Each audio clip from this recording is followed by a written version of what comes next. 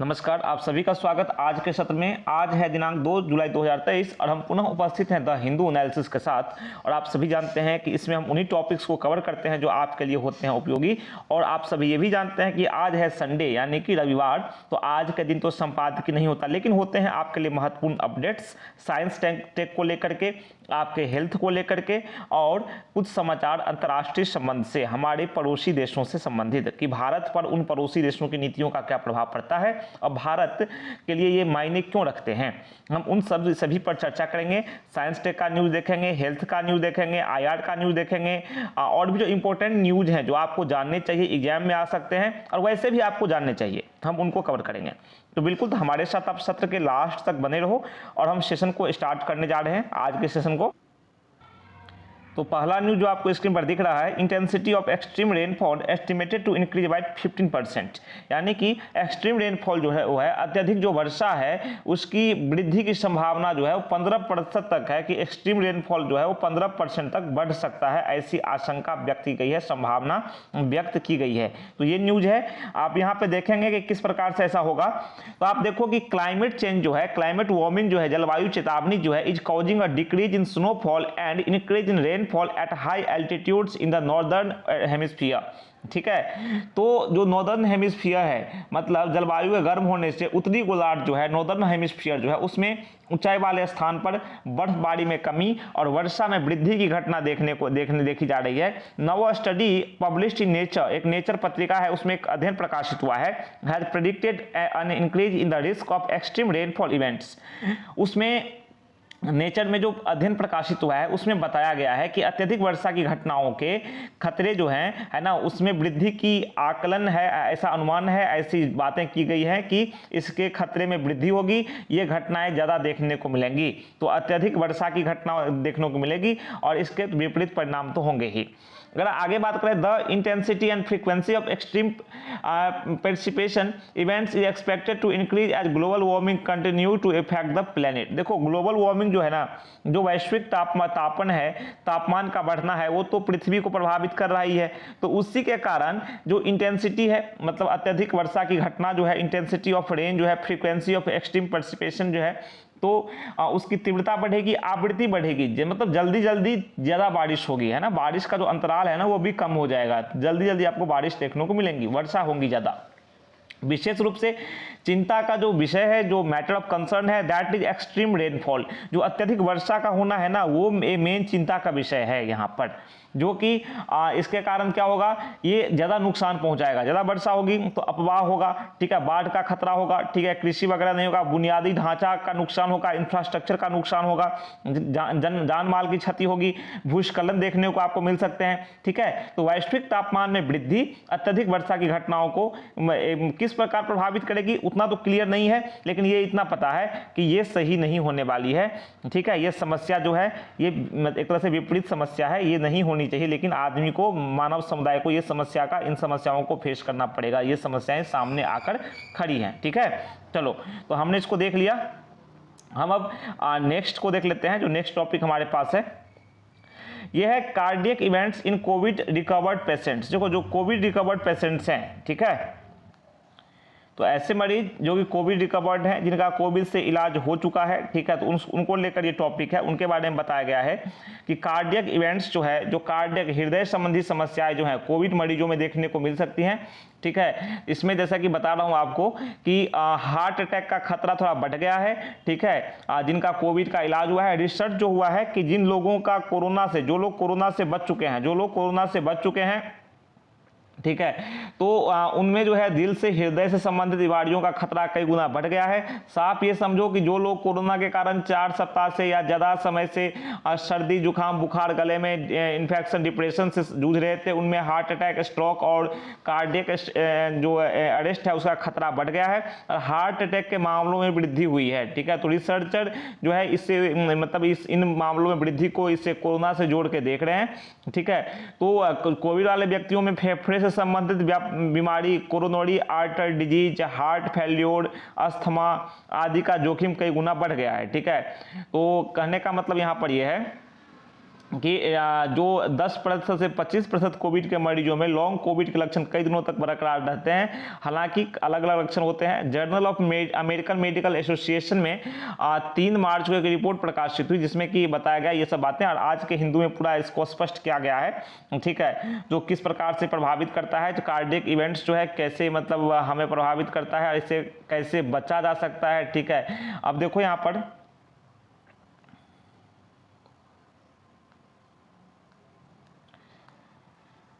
ये आप देखो कि द प्राइमरी सिम्टम्स ऑफ कोविड-19 इन्फेक्शन, जैसे स्क्रीन पर आप दिख रहा होगा लेफ्ट साइड में, are respiratory but concerns about the involvement of other organs such as heart have been repeatedly raised throughout these years। मतलब हाल के वर्षों में ये समस्या देखने को मिली है। पूरा डिटेल एनालिसिस है, पूरा बताया गया है, ठीक है।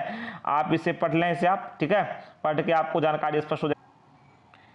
इन addition to heart related complications, heart हृदय संबंधी जटिलताओं के अलावा बात करें तो जो कॉम्प्लिकेशंस जो हैं जिसमें कि इन्फेक्शन के दौरान जो हुआ उसमें देखें कि जो कार्डियोवास्कुलर इवेंट्स के फ्रीक्वेंसी में वृद्धि हुई है, ठीक है। उसके बाद देखो जैसे कि देशों का नाम लिया गया है, जापान हो गया आपका, ठीक है, Norway, Australia have observed excess mortality rates during the relatively benign Omicron variant, a significant portion of which is attributed to such events। मतलब मृत्यु की घटनाएं जिसके बाद देखने को मिली हैं इसमें हृदय संबंधित बीमारियों का योगदान थोड़ा ज़्यादा हो गया है। रिसेंट यहाँ देखो आप कि स्टडी को मैंने बात की ना, जो यूएस में स्टडी हुआ है, recent study from a leading heart centre in the US के एक महत्वपूर्ण हार्ट सेंटर में स्टडी हुआ है। उसमें बताया गया कि some people who recovered from कोविड-19 developed a unique type of heart disease. जो लोग कोविड-19 से रिकवर हुए, कोविड-19 ठीक हो गया जिसका, उसमें एक अलग तरह की हृदय संबंधित बीमारी देखने को मिली, ठीक है। और इन लोगों का इवैल्यूएटिंग जो किया गया उससे पता चला कि ये सिम्टम्स और भी कुछ ज़्यादा हैं, ठीक है, और भी कई तरह के सिम्टम देखने को मिले।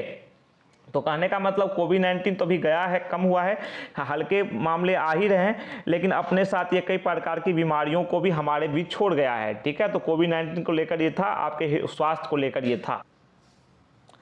हम क्या करते हैं, अगले टॉपिक को देख लेते हैं। What is China new law on foreign relations.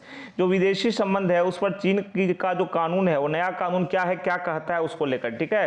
Will it Titan president Xi Jinping control over foreign policy. चीन का जो नया कानून है विदेशी संबंधों को लेकर, उसको लेकर बताया गया है क्या ये जो है कानून है ये वहाँ के राष्ट्रपति शी जिनपिंग का जो नियंत्रण है विदेश नीति पर उसको मजबूत करेगा। What are the political and economic complications, जो मतलब जो आर्थिक और एक तरह से जो राजनीतिक जो चुनौतियां क्या हैं, is it aimed at formulating legal response to western sanctions, का पश्चिमी प्रतिबंधों के प्रति एक तरह से कानूनी प्रतिक्रिया है। Does it talk about lending aid to foreign countries, क्या यह विदेशी देशों को, बाहरी देशों को लैंडिंग एड प्रदान करेगा। तो उस सब को लेकर यहाँ पर चर्चा की गई। इस टॉपिक में कई सारे प्रश्न हैं। अभी तक की कहानी जो है चीन की जो नेशनल पीपल्स कांग्रेस है, कम्युनिस्ट पार्टी कंट्रोल्ड लेजिस्लेचर, मतलब जिस पर कम्युनिस्ट पार्टी का नियंत्रण है, ऐसा विधायी निकाय, वहाँ का विधायी निकाय कौन है, चीन का विधायी निकाय नेशनल पीपल्स कांग्रेस। यहाँ पे आप देखो लेफ्ट साइड में, ठीक है। तो चीन का विधायी निकाय है जिस पर कि कम्युनिस्ट पार्टी का नियंत्रण है, उसने एक नया कानून बनाया, ठीक है ना, जो कि foreign relations of People's Republic of China है, मतलब पीपल रिपब्लिक ऑफ चाइना के विदेशी संबंध, जो कि 1 जुलाई को अस्तित्व में आ गया। ये कानून जो है वो प्रेसिडेंट शी जिनपिंग का जो नियंत्रण है विदेश नीति पर उसको मजबूत करेगा, ठीक है, जो कि 2012 से ही पद पर हैं। ये जो शी जिनपिंग है ये 2012 से अपने पद पर बने हुए हैं।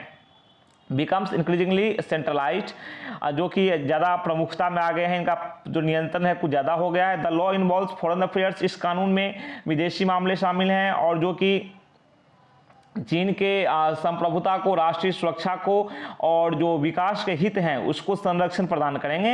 इस कानून की आवश्यकता को की व्याख्या करते हुए, ठीक है, उसको बताते हुए the unnamed official of the National People's Congress, मतलब नेशनल पीपल कांग्रेस के एक ऐसे पदाधिकारी जिन्होंने नाम नहीं बताया अपना, है ना, नाम नहीं बताने की शर्त उन्होंने बताया कि जो स्टेट मीडिया है ना, वो state media the legal system concerning foreign affairs still has some shortcomings and gaps exists in law safeguarding national security, sovereignty and development interest। Official ने कहा कि जो हमारी एक तरह से जो गैप थी, जो अंतराल थी कुछ में व्यवस्थाओं में, उसको हम पाटने की कोशिश कर रहे हैं और अपने हित को हम आगे बढ़ाने का प्रयास कर रहे हैं। जो हमारे सामने चुनौतियां हैं उससे हम निपटने का प्रयास कर रहे हैं, ठीक है।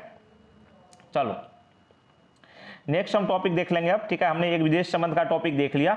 दूसरा टॉपिक क्या, why are Indian drug makers under the lens. देखो अभी हाल की रिसेंट की घटनाएं हैं, आप सभी को तो पता ही होंगी, ठीक है। बीच में क्या हुआ था कि उसमें यहाँ पर कुछ विदेशी बाहरी देशों में भारत से गई दवाएं हैं ना, उस पर काफ़ी क्वेश्चन उठे हैं, ठीक है। मान लो भारत के आई ड्रॉप बाहर गए अफ्रीकी कंट्रीज में, मान लो वहाँ कफ सिरप वाली घटना हुई, जिन्होंने कफ सिरप लिया बीमार पड़ गए, मृत्यु हो गई, या फिर आई ड्रॉप लेने से अंधेपन की समस्या आई, ठीक है। तो कुछ शिकायतें हैं, कुछ समस्याएं हैं, उसको लेकर चर्चा की गई है यहाँ पर, ठीक है ना। तो जैसे कि आपको पता होगा, ठीक है, देखो इसमें समझेंगे कि कंप्लेंट्स क्या है, शिकायतें क्या है, उसके बाद फिर रेगुलेटरी जो प्रोसेस है मैन्युफैक्चरिंग को लेकर, दवा निर्माण को लेकर, क्वालिटी कंट्रोल को लेकर, गुणवत्ता नियंत्रण को लेकर और चेक्स को लेकर, उसको चर्चा करेंगे। और जो Central Drugs Standard Control Organisation का रोल क्या है, भूमिका क्या है, उसको चर्चा करेंगे। और खासकर भारत को इसको अपने रेपुटेशन को, जो वैश्विक फार्मा इंडस्ट्री है उसमें बनाए रखने के लिए क्या करना चाहिए, उस पर भी चर्चा की जाएगी। अभी देखो अक्टूबर लास्ट ईयर की बात करते हैं, भारतीय फार्मा कंपनियां जो हैं एक तरह से अंतर्राष्ट्रीय स्क्रूटनी है ना के अंतर हैं, जिसमें कि उन पर दूषित दवाओं का आरोप लगा है, ठीक है, जैसा कि आप सभी जानते हैं, ठीक है। तो उसमें जैसे कि जिससे कि बच्चों की मृत्यु हुई है, जैसे नाइजीरिया में देखो उसने भारत के 2 ओरल ड्रग पर बैन लगा दिया। कैमरन ने भी एक चेतावनी दी है कफ सिरप को लेकर, जो कि भारत में बनी है। श्रीलंका ने भी भारत में बने 2 ड्रग को लेकर बातें की, ठीक है, उस पर बताया कि मरीजों पर गलत प्रभाव हुआ। अब लेटेस्ट मूव जो है, नवीनतम घटनाक्रम में क्या हुआ है, गाम्बिया ने क्या किया है, जुलाई 1 से इसने क्या कर दिया, इसने सभी दवाओं पर स्ट्रिक्ट क्वालिटी चेक कंट्रोल्स लगा दिए हैं, मतलब बड़ी स्तर की गुणवत्ता पूर्ण जांच होगी, ठीक है, जो इसके देश आएंगे, गाम्बिया में जो आएंगे, ठीक है, भारतीय तट से निकलने के बाद। तो कई सारी बातें हैं, रिपोर्टें हैं, इसमें बताया गया कि भारत को क्या करना चाहिए, उस पर चर्चा की गई है। तो आप इसे पढ़ें, समझें आखिर क्या क्या क्या आ सकता है। इससे पहले भी हम इसे कवर कर चुके हैं हेल्थ के टॉपिक को। और आज के लिए बस इतना ही न्यूज़ में था, ठीक है। 3-4 न्यूज़ थे हमारे लिए इंपॉर्टेंट थे, जो हमने यहाँ डिस्कस किए। बाकी फिर मिलते हैं अगले वीडियो में नई जानकारियों के साथ, नए टॉपिक्स के साथ। तब तक के लिए आज्ञा दीजिए और कहिए नमस्कार। फिर मिलते हैं अगले वीडियो में। Thank you.